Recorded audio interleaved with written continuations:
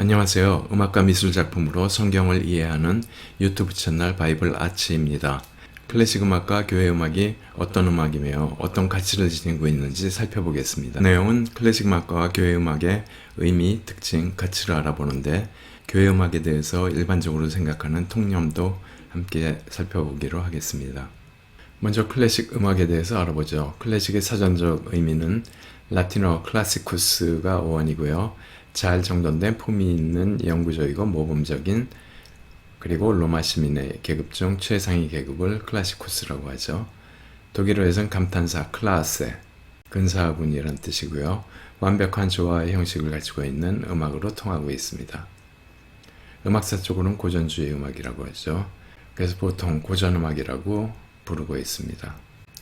클래식 음악의 특징은 시간, 공간, 세대를 초월한 미적 요소를 포함하고 있고 모든 지역, 모든 인간 계층이 공감할 수 있는 보편적 가치를 지닌 고품격의 순수 음악 예술이죠. 클래식 음악의 가치를 살펴보면 최고의 기본 학문이죠. 중세 자유학에 7개의 기본 학문이 있는데 언어학의 3개, 문법, 수사, 논리학이죠. 수학의 4개, 산수, 기하, 천문학, 여기에 음악이 포함되어 있습니다. 그래서 음악은 가장 기본적인 학문 중에 하나라고 볼 수 있죠. 하나님의 선물로서 마르틴 루터는 음악은 신이 우리에게 주신 그 최고의 선물이라고 이야기했고요. 쇼펜하우어는 모든 예술은 음악의 형태를 동경한다고 이야기했습니다. 음악은 소통이라는 인간 본성을 충족하는 수단으로 인간은 언어적이고 사회적이고 음악적 존재라고 할 수 있죠. 그래서 인류 역사와 문명 시작부터 음악은 소통의 방법으로 여러 가지 흔적을 찾아볼 수 있죠. 살아 움직이는 특별한 언어인 음악으로 소통한 것이죠. 말이나 글보다 먼저 원초적, 직관적인 표현으로 말이나 글로 표현할 수 없는 영역을 음악으로 표현해 왔습니다. 감정치유 효과를 들 수 있는데요. 음악은 감정의 언어로 인간의 모든 감정 요소를 조종하고 제어하게 되죠. 정서 이론의 바탕을 둔 음영 이론으로 작곡되었기 때문에 이게 가능한 것이고요. 그래서 신경음악 치료라는 것이 있어서 심리치료, 긴장 완화, 예방의학에 음악을 사용하는데 세로토닌을 증가시켜 평상심을 유지하도록 만드는 치료 방법이죠. 교회 음악이란 보통 종교음악 또는 성음악이라고도 부르기도 하고요. 서양음악의 기본인 그리스도이기에 교회 음악은 서양 음악사에서 질적, 양적으로 큰 비중을 차지하고 있어 서양음악의 근본이며 그 발전 자체가 서양음악사라고 볼 수 있죠. 또 교회 음악은 성경 속에 기록된 다양한 이야기, 주제, 그리고 텍스트를 직접 인용하여 시작자나 작곡가 자신이 신앙 고백이 담긴 거룩의 결정체로서 성경과 밀접한 관계가 있는 음악이죠.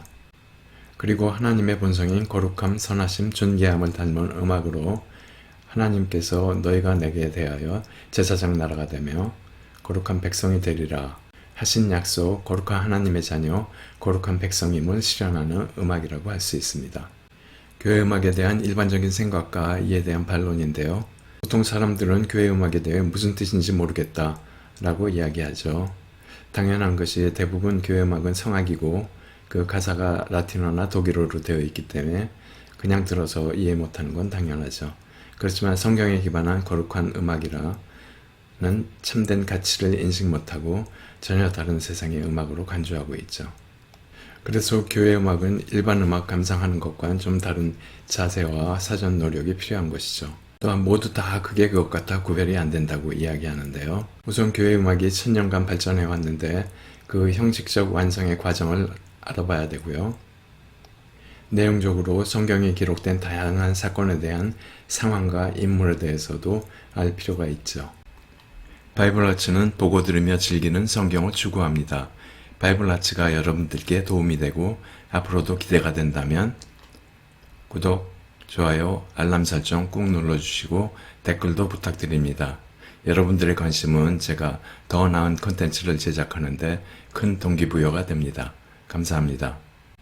성경도 어렵고 교회 음악은 더 어렵고 재미없다고들 이야기하는데 이런 이유로 보통 사람은 물론 음악 좀 들었다고 하는 사람들도 교회 음악은 잘 안 듣습니다.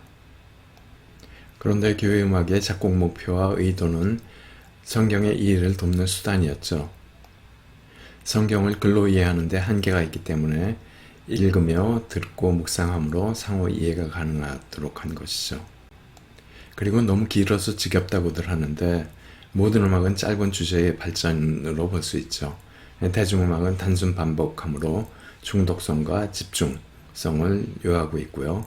고전음악은 다양한 기법으로 변주, 변조로 확장이 되죠. 대부분 교회 음악은 성경 이야기를 다룬 3에서 5분 정도의 짧은 곡들이 모아져서 오페라나 뮤지컬 같이 길어진 것과 같은 현상입니다.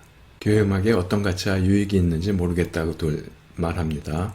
그런데 교회 음악은 듣는 이 자신이 은혜를 받게 되고 하나님과 진솔한 인격적 만남의 시간을 가질 수 있고 큐티나 기도의 시간으로 활용할 수 있고 자신의 삶을 바꾸고 세상을 바꾸는 힘이 되는 그러한 음악이죠. 그럼 교회 음악은 어떤 가치가 있는지 알아보죠. 성령의 열매를 맺는 음악으로서 사랑, 희락, 화평, 오래 참음, 자비, 양선, 온유, 절제 7가지 성령의 열매를 모두 포함하고 있는 성스럽고 정제되고 존귀함이 넘치는 음악 중에 참 음악이라고 할 수 있죠. 그래서 성경 말씀이 객관적인 로고스라면 말씀에 동반된 음악은 내 마음에 주관적으로 역사하는 레마라고 할 수 있습니다. 하나님께는 영광, 성도를 그리스도의 승리로 이끄는 음악인데요. 하나님의 말씀을 받은 작시자와 작곡가의 깊은 묵상의 결과에 따라 그들 자신의 신앙 고백이며 하나님을 찬양하는 영적인 결정체입니다. 또한 우리의 삶의 방식을 전환하고 성도를 향한 하나님의 뜻을 실현하는 음악이죠. 삶의 모든 시간과 상황에서 주님과 동행하듯 늘 음악과 함께하는 삶을 살 수 있도록 해주죠. 끊임없는 도전 과제를 제공하는데요. 쉽지 않은 길을 외롭게 헤쳐나가는 보람도 함께 얻을 수 있습니다. 인생을 살아가는 하나님의 현명한 교훈인데요. 좁은 문으로 들어가라.